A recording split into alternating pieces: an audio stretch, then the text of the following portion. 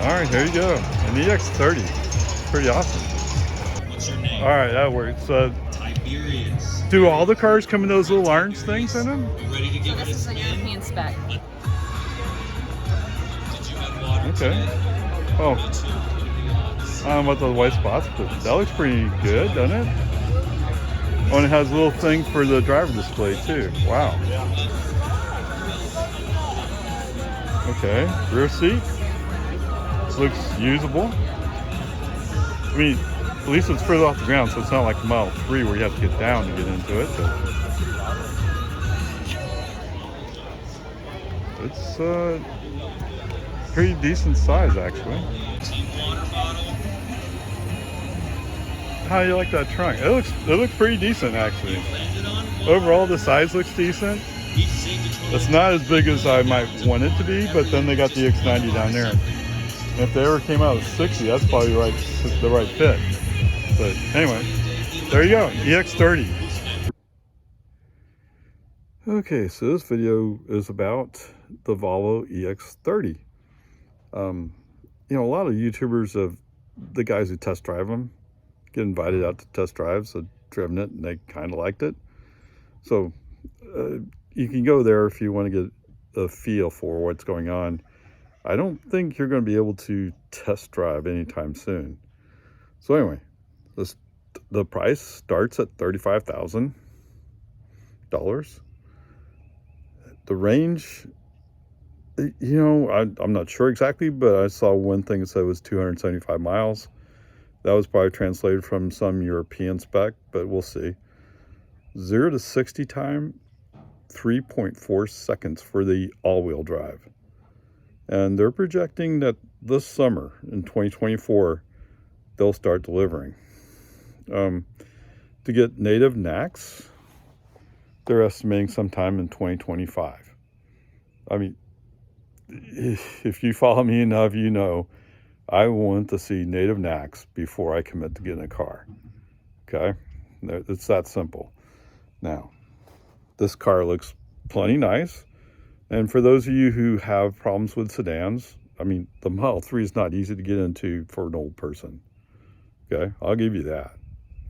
So this is a small SUV, so it's going to be a little bit taller, a little bit easier to get into. So that part's good. I like it. So I'm just thinking, if you ask me about ADAS or driver assistance, I'm not sure exactly what they have. I don't know. It's not FSD, I'm sure of that, but because FSD is Tesla, right? I know they have several things.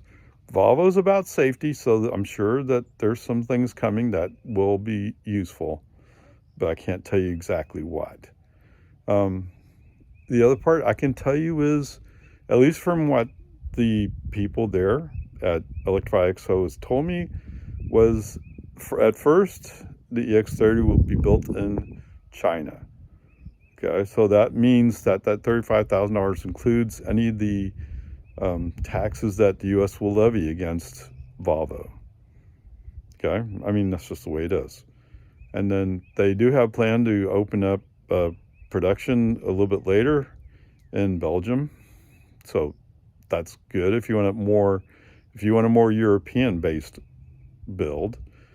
And they couldn't commit to whether or not there is a Volvo plant in South Carolina, but I think what they're basically saying is they don't have any concrete plans at this moment to go there. Okay. With all that said, you know, the fact that they're paying a tariff to the U.S. to bring that car in from China tells me that this car could actually be much cheaper. I mean, in theory, anyway. So what I actually told him was, if you were telling me it's $25,000, I'd have to pay attention. Okay. I don't see that happening. Don't get me wrong. I mean, I would like it to. I think there's several companies that are chasing getting under 30,000. Okay. Which is difficult. I mean, manufacturing is hard. It's expensive. But there's that part. Right? I mean, you already know that Tesla's working on coming out with a new car, at least by rumor, although they've already announced that Giga Texas will be the first place it's built.